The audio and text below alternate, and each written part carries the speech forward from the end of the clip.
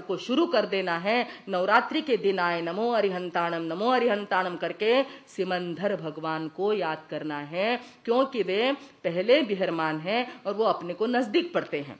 जैसे कोई सोसाइटी है, कल मैंने बहनों को बताया यहाँ पे दोपहर में 3 से 4 जब हमारी क्लास थी उसमें बताया कि जैसे ये सोसाइटी है, बहुत बड़ी सोसाइटी है, परंतु सोसाइटी का जो पहला घर है वो अपने को कितना नजदीक है। बाकी सोसाइटी के घर दूर पड़ते, जरा अंदर जाओ तब आखिरी घर आएगा, पर पहला घर जो है वो अपने को कैसा है, ये पहला घर दे नजदीक है। उसी प्रकार 20 बिहरमान जी अपने अपने स्थान पर विराजमान है, उसमें से 5 तीर्थंकर और उसमें से पहले तीर्थंकर, पहले विहरमान जी जो है सिमंदर भगवान, वो अपने को बहुत ही नजदीक, भरत क्षेत्र और महाविदय क्षेत्र के बहुत नजदीक वे आ जाते हैं। तो ऐसे भगवंत की आराधना करना पुण्य का और निर्जरा का काम है। भाई और बहनों, इसको हमें महत्व देना पड़ेगा अपने जीवन में। और जाने से पहले यानी श्रीरामपुर बेलापुर नहीं, लासलगांव राहुरी नहीं, वहां जाने से पहले, वहां भी हाथ अपन करते हैं। कर्म कौन से किया वहां जाने की, यहां ये अपने को मालूम नहीं।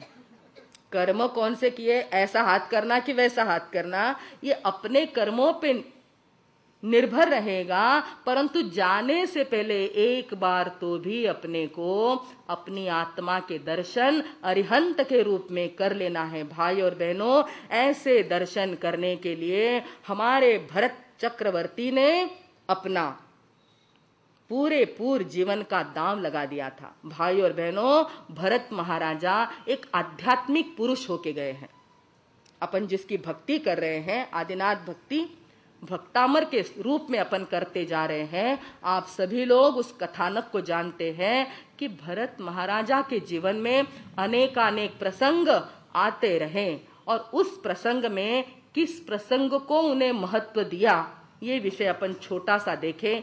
एक तो हमने देखा था चेत भरत चेत, उस समय देखा था हमने तेल के कटोरे का प्रसंग, वो भी बड़ा सुंदर था। आज के छोटे से कथानक में आता है कि हमारे भरत महाराजा बहुत बड़े राजर्षि थे।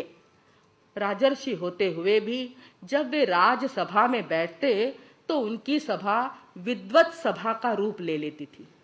देखियो, ऐसा कभी याद आता है कि मैंने मेरे दुकान में बैठ करके कुछ 5-7 मित्रों को बुला करके धर्म चर्चा करी हो, ज्ञान विज्ञान की तत्व चर्चा करी हो, ऐसा याद आता है। अपनी दुकान तो कितनी होगी, इससे और इससे आधी होगी, उसमें भी चर्चा नहीं। वहां भरत महाराजा कहाँ बैठे हैं, छोटी दुकान में कहाँ बैठे जरा बताइए, राज दरबार में बैठे हैं। और वो दरबार जो था राजसभा से न होकर के विद्वत सभा हो जाती थी, जहां पर ज्ञान विज्ञान की चर्चा चलती थी। वे अच्छे अच्छे पंडितों को बुलाते, विद्वानों को बुलाते और अपने साथ रहने वाले लोगों से भी चर्चा करते कि आत्मा क्या है, परमात्मा क्या है, ज्ञान क्या है, विज्ञान क्या है, भेद विज्ञान क्या है। ऐसी चर्चा वहां चलती थी।